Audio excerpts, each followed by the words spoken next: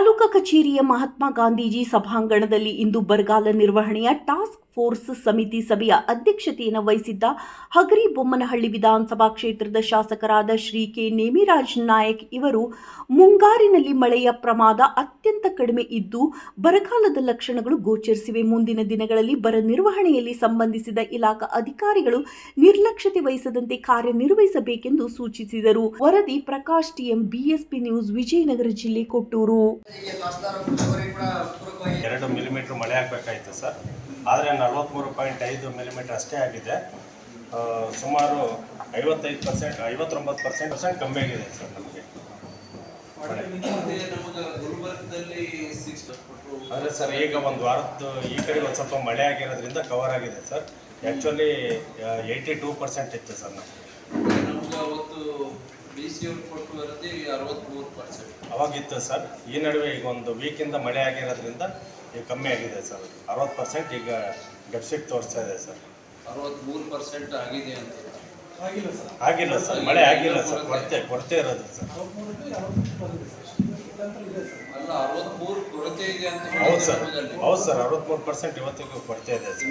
ಅದೇ ಹಂಗೆ ಇದೆ, ಆದರೆ 2% ಕಮ್ಮಿ ಆಗಿದೆ ಅಷ್ಟೇ ಸರ್. 59% ಈಗ ಕೊರತೆ ಆಗಿದೆ ಸರ್. ಒಟ್ಟಾರೆಯಾಗಿ ಸರ್ ನಮ್ಮದು 34,514 ಹೆಕ್ಟರ್ ಆಗಿದೆ ಸರ್. ಕೊಡ್ತೀನಿ ಸರ್. ಪ್ರೊಸೀಡಿಂಗ್ ಯಾರು ಮಾಡ್ತಾ ಇದ್ರಿ? ಒಬ್ಬರೇನಾ ಮಾಡ್ತೀರಾ? ಬಿಡೋದು ಬೇರೆ ಟೈಪ್ ಮಾಡ್ತಾರ ಅಂತ ಸುದ್ದಿ ಇದೆ ನಮಗೆ. ಅದನ್ನು ನೋಡ್ತೀನಿ ಸರ್. ಯಾಕಂದ್ರೆ ನನಗೆ ಅದು ರೈತಿ ಇದೆ, ಹಂಗೇನು ಇದೆಯಾ? ಇಲ್ಲ sir, last time oriental insurance ಅಂತ ಇತ್ತು ಸರ್. ಈಗ ಅದನ್ನು ತೆಗ್ದಿದ್ದಾರೆ ಸರ್. ಈಗ ಎಫ್ಕೋಟ್ ಓಕೆ ಅಂತ ಯಾರು 100% ಕಟ್ಬಿಟ್ಟು ಅವ್ರಿಗೆ 50%, ಇವರಿಗೆ 50% ಅವರಿಗೆ, ಆ ಥರ ಆಗಬಾರ್ದು. ಇಲ್ಲ ಸರ್, ಅದನ್ನು ನಾವು ಫಾಲೋ ಅಪ್ ಮಾಡ್ತಾ ಇದೀವಿ ಸರ್. ಅದಕ್ಕೆ ಏನಾರ ಆದರೆ ಕ್ರಿಮಿನಲ್ ಕೇಸ್ ಹಾಕ್ಸ್ಬಿಡ್ತೇನೆ. ಖಂಡಿತ ಸರ್. ಯಾಕಂದ್ರೆ ರೈತರೇ ಕಟ್ಟಬೇಕು, ರೈತರಿಗೆ ಹೋಗ್ಬೇಕು ಅದು ಪೂರ ಅಮೌಂಟ್. ಹೌದು ಸರ್. ರೈತರ ಹೆಸರ ಮೇಲೆ ಈ ಥರ ಮಾಡ್ತಾ ಇದ್ದಾರೆ ಅಂತ ಗೊತ್ತಾಗಿದೆ ನನಗೆ. ಇಲ್ಲ ಸರ್, ನಮ್ಮಲ್ಲಿ ಎಲ್ಲ ಒಂದು ಮೀಟಿಂಗ್ ಮಾಡಿದ್ದೀವಿ ಸರ್. ಅವ್ರ ಕಂಪ್ನಿಯವ್ರ ಜೊತೆಗೂ ಮೀಟಿಂಗ್ ಮಾಡಿದ್ದೀವಿ ಸರ್. ಮತ್ತೆ ಲೋಕಲ್ ಯಾರು ಒಂದು ಸ್ವಲ್ಪ ಲೀಡರ್ಸ್ ಅದಾರ ಅವ್ರಿಗೆಲ್ಲ ಮಾಹಿತಿ ಕೊಟ್ಟಿದ್ದೀವಿ ಸರ್. ಆ ಥರ ಏನಾರ ಯಾರನ್ನ ಈ ಥರ ಮಾಡ್ತಾ ಇದ್ರೆ ನೀವು RIVA ಕೂಡ ಅವ್ರ ಜೊತೆ ಇದ್ದೇ ಇರ್ತಾರಲ್ವಾ? ಇರ್ತಾರೆ ಸರ್, ಲೋಕಲ್ ಆಗಿ BAಗಳು. ಅದು ಏನಾರ ಲೋಪ ಆದ್ರೆ ಅವರು ಕೂಡ ಹೊಣೆ ಆಗ್ತಾರೆ ಅದಕ್ಕೆ. ಸೀರಿಯಸ್ ಆಗಿ ಮೊನ್ನೆ ಹರಪನಹಳ್ಳಿಯಲ್ಲಿ ಒಂದು ಕೇಸ್ ಆಯಿತು ಸರ್. ಮೊನ್ನೆ ಹರಪನಹಳ್ಳಿಯಲ್ಲಿ ಒಂದು ಕೇಸ್ ಆಗಿದೆ ಸರ್. ಆ ಥರ ಅದು ಕ್ರಿಮಿನಲ್ ಕೇಸು, ನಾನ್ ಬೇಲೇಬಲ್ ಅಫೆನ್ಸ್ ಆಗುತ್ತೆ. ಜೊತೆಗೆ ಮತ್ತೆ ಅವನಿಗೆ ಪನಿಷ್ಮೆಂಟು ಆಗುತ್ತೆ ಬೇರೆ. ಬರೀ ಒಂದೇ ನಿಮ್ಗೆ ಕ್ರಿಮಿನಲ್ ಕೇಸ್ ಆಗಿ ರಿಮಾಂಡ್ ಆಗೋದು ಅಷ್ಟೇ ಇರಂಗಿಲ್ಲ, ಮತ್ತೆ ಪೆನಾಲ್ಟಿ ಕೂಡ ಬರುತ್ತೆ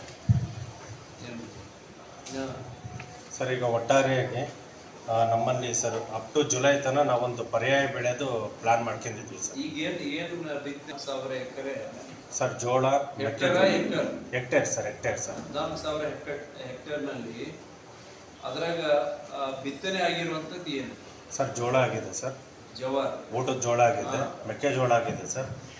ಆಮೇಲೆ ಸೂರ್ಯಕಾಂತಿ ಜೋಳ ಎಷ್ಟಾಗಿದೆ? 13,000 ಹೆಕ್ಟೇರ್ ಆಗಿದೆ. 11 ಹೆಕ್ಟೇರ್ ಆಗಿದೆ ಸರ್. ಮೆಕ್ಕೆಜೋಳ 13,000 ಹೆಕ್ಟೇರ್ ಆಗಿದೆ. ಸೂರ್ಯಕಾಂತಿ 870 ಹೆಕ್ಟೇರ್ ಆಗಿದೆ ಸರ್. ಶೇಂಗಾ 55 ಹೆಕ್ಟೇರ್ ಆಗಿದೆ ಸರ್. ಸರ್ ಈಗ ಇದರಲ್ಲಿ ನಾವು ಅರೌಂಡ್ ಒಂದು 80% ಲಾಸ್ ಅಂತ ಅನ್ಕೊಂಡಿದ್ದೀವಿ ಸರ್. ಒಟ್ಟಾರೆಯಾಗಿ ನಾವು ಇದು ಸಲ ಏನಾಗಿತ್ತು ಲಾಸ್ಟ್ ಟೈಮ್ ಇರೋದಕ್ಕೆಲ್ಲ ಎಲ್ಲ ಸೋಯಿಂಗ್ ಆಯಿತು ಸರ್. ಒಂದು 80% ಸೋಯಿಂಗ್ ಆಗಿತ್ತು ಸರ್. 10 ಕಿಲೋವ್ಯಾಟ್ ಮನೆ ಮೇಲೆ ಹಾಕ್ಕೊಳ್ಬೋದು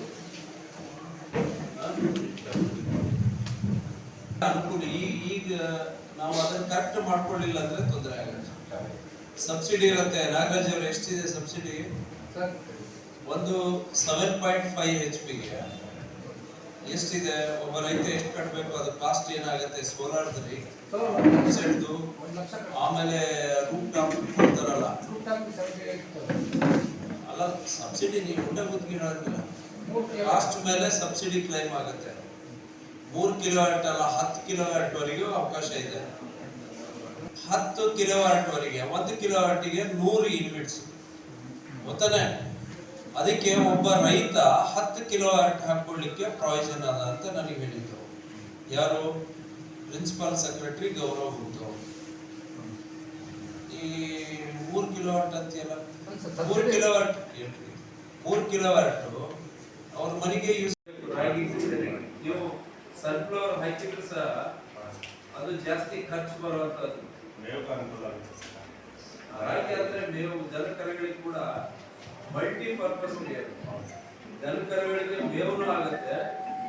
ನೆಕ್ಸ್ಟ್ ರೈತರಿಗೂ ಕೂಡ ಕಡಿಮೆ ಖರ್ಚಿನಲ್ಲಿ ಹೆಚ್ಚಿಗೆ ಆದಾಯ ಜಾಸ್ತಿ ಬರುವಂತದ್ದು. ಅದಕ್ಕೆ ಪ್ರಚಾರ ಜಾಸ್ತಿ ಪಡೆಯೋದು ನಿಮ್ಮ RSK-ನಲ್ಲಿ ಎಲ್ಲ ಸ್ವಲ್ಪ ಹೇಳಿ ಎಲ್ಲರನ್ನೂ ಕೂಡ ಅದನ್ನು ಜಾಸ್ತಿ ಪ್ರಚಾರ ಮಾಡಿ ಹೇಳ್ಬೇಕು. ಮಾಡ್ತೀವಿ ಸರ್. ಓಕೆ, ಫೆಬ್ರವರಿ 716 ಹೆಕ್ಟೇರ್ ಇತ್ತು ಸರ್. ಅದರಲ್ಲಿ ಈಗ 315 ಹೆಕ್ಟೇರ್ ಆಗಿದೆ ಸರ್. ಸೊ ಈಗ ಆನೆಯನ್ನು ಇರಲಿ ಸರ್. ಈಗ ಆಮೇಲೆ ಹಾಂ ಸರ್, ಈಗೆಲ್ಲ ಈ ಭಾಗದಲ್ಲಿ ಜಾಸ್ತಿ ಆಗ್ತಾವ್ರ. ಅದು ನೀರಾವರಿ ಇದೆ ಸರ್. ನೀರಾವರಿ ಬಂದವರು ಕೊಡ್ತಾರೆ. ಈರುಳ್ಳಿ ಈಗ ಇವೆಲ್ಲ ನೀರಾವರಿ ಇರೋದ ಸರ್, ಇದು ಒಂದು ಈರುಳ್ಳಿ ಮಾತ್ರ ನೀರಾವರಿ ಮಾತ್ರ, ನೀರಾವರಿ ಮತ್ತು ಮಳೆಗಾಲ ಎರಡೂ ಆಗ್ತಾ ಇದೆ ಸರ್. ಏರಿ ನೆಲದಲ್ಲಿ ಹಾಕ್ತಾರ. ಅದೇ ಸರ್, ಅದ್ರ ಹೇಳ್ತೀನಿ ಸರ್. ಈಗ ಇದು ಮಳೆಗಾಲಕ್ಕೆ 865 ಹೆಕ್ಟೇರ್ ಟಾರ್ಗೆಟ್ ಇತ್ತು ಸರ್ ನಮಗೆ. 502 ಹೆಕ್ಟೇರ್ ಸೋಯಿಂಗ್ ಆಗಿತ್ತು ಸರ್. ಈಗ ಮಳೆಯ ಏನು ಅನಾವಶ್ಯಕ ಪರಿಣಾಮವಾಗಿ ತೊಂದರೆ ಆಗಿದೆ ಸರ್. ಈಗ ಹೋದ ಸಲ ಎಷ್ಟಿತ್ತು ಇದನ್ನೇ ನೀರು? ಸರಿ ಸರ್. ಏನ್ ನಾಗರಾಜ್ ಅವರೇ ಕರೆಂಟ್ ಟ್ರಿಪ್ ಒಂದ್ ನಿಮಿಷ ಟ್ರಿಪ್ ಇವ್ರದಲ್ಲ, ಸರ್ಕಾರದ ಟ್ರಿಪ್ ಬಟ್ ಗೌರ್ಮೆಂಟ್ ಇಂದು ಟ್ರಿಪ್. ನೀವು ಏನಾಗಿದೆ ಅಂತ ಹೇಳಿದ್ರೆ ಟ್ರಿಪ್ ಮಾಡಲಿಕ್ಕೆ ಇವರಿಗೆ ಬೇರೆ ಮಾರ್ಗ ತೋರಿಸ್ಬಿಟ್ಟಿದ್ದಾರೆ. ನಮಗೆ ಹೇಳಿದ್ರೆ ಅಲ್ಲಿ ಲೈನ್ ಏನೋ ಇದಾಗಿದೆ, ಪಾಪ ರೈತರಿಗೆ ನನಗೆ ಗೊತ್ತದು ಅದು ಯಾವ ರೀತಿ 7 ಅವರ್ ಕೊಡದೆ ಆಗದೆ ಇದ್ದಾಗ ಏನ್ ಮಾಡ್ತಾರಂತ ನನಗೆ ಚೆನ್ನಾಗಿ ಗೊತ್ತಿದೆ. ನಾನು ಅದನ್ನೇ ಓಪನ್ ಮೀಟಿಂಗ್ ನಲ್ಲೇ ಕೇಳಿದ್ದೀನಿ ಮೊನ್ನೆ. ಅದನ್ನ ಗೌರವ್ ಗುಪ್ತ ಅವರು ತಗೋತಿದ್ರೆ ಏನಾಗುತ್ತೆ ಗೊತ್ತಾ, ಕುಡಿಯೋ ನೀರು ಆಗಿರ್ಬೋದು, ವ್ಯವಸಾಯದ್ದು IPZ ಇಂದ ಆಗಿರ್ಬೋದು, ಆ ಲೈನ್ ಏನು ನೀರು ಹರಿಸ್ತಾರಲ್ಲ ಅದು ಒಂದು 30-25% ಬಂದಿರುತ್ತೆ ನೀರು. ಆಮೇಲೆ ಅದು ಕರೆಂಟ್ ಹೋದ್ಮೇಲೆ ಮತ್ತೆ ಮೊದಲಿಂದ ABCD ಸ್ಟಾರ್ಟ್ ಮಾಡ್ಬೇಕು. ಅಂದ್ರೆ ಯಾಕೆ ಹಗ್ಲಗಳ ಯಾಕೆ ರಿಪೇರಿ ನಮ್ಮ ಮನೆಯಾಗ ಬರೋ ಯಾಕೆ ಬರಲ್ಲ, ಇವೆ ಯಾಕೆ ಬರ್ತಾವ ಜಾಸ್ತಿ ಮನೆಯಾಗ ಒಂದು ಸಲ ರೀಸನ್ ಹೇಳ್ಬಾರ್ದು.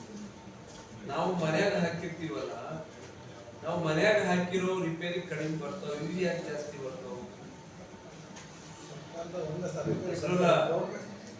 ಒಂದು ಮೇಂಟೆನೆನ್ಸ್ ಎಲ್ಲ ಚೆನ್ನಾಗಿದೆ ಸರ್. ನನ್ನನ್ನು ಔಟ್ಸೋರ್ಸ್ ಅವ್ರು ಮೇಂಟೈನ್ ಮಾಡಬೇಕು. ಆಮೇಲೆ ಒಂದು 4-5 ಪ್ರೈವೇಟ್ ಇದ್ದಾವೆ ಸರ್. ಬಾಗ್ಲಾಕ್ತಂದು ಹೋಗ್ಬಿಡ್ತಾರೆ, ತೆಗಿಂಗೇ ಇಲ್ಲ ಸರ್. ಯಾರು ಇಲ್ಲಿ ಒಂದು 10 ಎಲ್ರು ಬಿಡೋಣ ತಗೊಂಡ್ರೆ ಸರ್. ಬಿಡು ಹಂಗಾಗಿ ಫೋನ್ ಮಾಡಿದ್ರೆ ಯಾರು ಬರ್ತಾ ಇಲ್ಲ ಅವರು. ಅಲ್ರಿ, ನೀವು ಅವ್ರನ್ನ ಕೇಳ್ತಾರೆ ಯಾವ